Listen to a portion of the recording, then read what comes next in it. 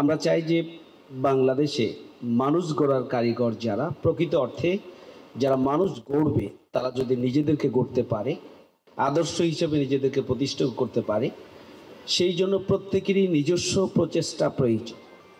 আদর্শ শিক্ষক ফেডারেশনের মাধ্যমে আমরা শিক্ষকদের সমস্যা সমাধানে ভূমিকা পালন করতে চাই, বাট আদর্শ শিক্ষক পরিষদ এদিকে সব থেকে পিছিয়ে। শিক্ষকদের দাবি আদায়, শিক্ষকদের সমস্যার সমাধানে যে কার্যকর পদক্ষেপ গ্রহণ করা দরকার, প্রতিকূলতার কারণে হোক আর যে কারণেই হোক, সেই দিক থেকে আমরা পিছিয়ে আছি।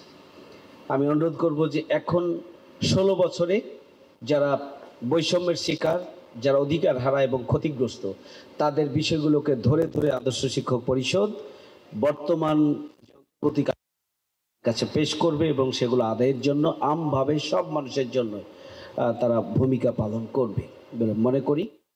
একটা আমাদের আদর্শ শিক্ষক পরিষদের একটা অন্যতম বড় কাজ হচ্ছে যে ইসলামী শরিয়া অথবা ইসলামী শিক্ষা ব্যবস্থার ব্যাপারে যে ভয় এবং আতঙ্ক রয়েছে, সেই ব্যাপারে আমাদের ধারণাটা ক্লিয়ার হওয়া দরকার।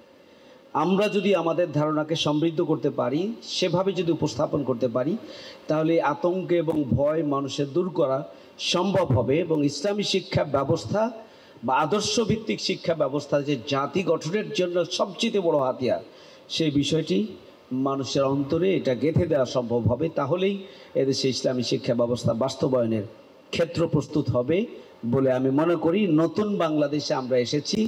নতুন বাংলাদেশ চাই দুর্নীতিমুক্ত বাংলাদেশ, চাই বৈষম্য মুক্ত বাংলাদেশ, চাই গণতান্ত্রিক বাংলাদেশ, এবং সবটা যদি কার্যকরভাবে আদায় করতে হয় তাহলে একদল মানুষ দরকার যারা দুর্নীতিমুক্ত হবে, যারা নৈতিক শিক্ষায় শিক্ষিত হবে, যারা আল্লাহকে ভয় করবে এবং আল্লাহর ভয়কে নিজের জীবনে লালন ধারণ করে নিজেদেরকে দুনিয়াবী দিক থেকে প্রশিক্ষিত করে সমাজ পরিবর্তনের জন্য তারা, রাষ্ট্র পরিচালনার জন্য তারা নিজেদেরকে উপযুক্ত করে গড়ে তুলবে। এই জন্য নতুন বাংলাদেশের জন্য প্রয়োজন হচ্ছে আমাদের নৈতিক শিক্ষায় সমৃদ্ধ একজন মানুষ, যারা নৈতিকতার পাশাপাশি তারা প্রফেশনালি নিজেদেরকে সমৃদ্ধ করে এ দেশ এবং জাতি গঠনে ভূমিকা পালন করতে পারবে। তাহলেই নতুন বাংলাদেশকে আমরা স্থায়ী রূপ দিতে পারবো ইনশাআল্লাহ। সবাইকে ধন্যবাদ।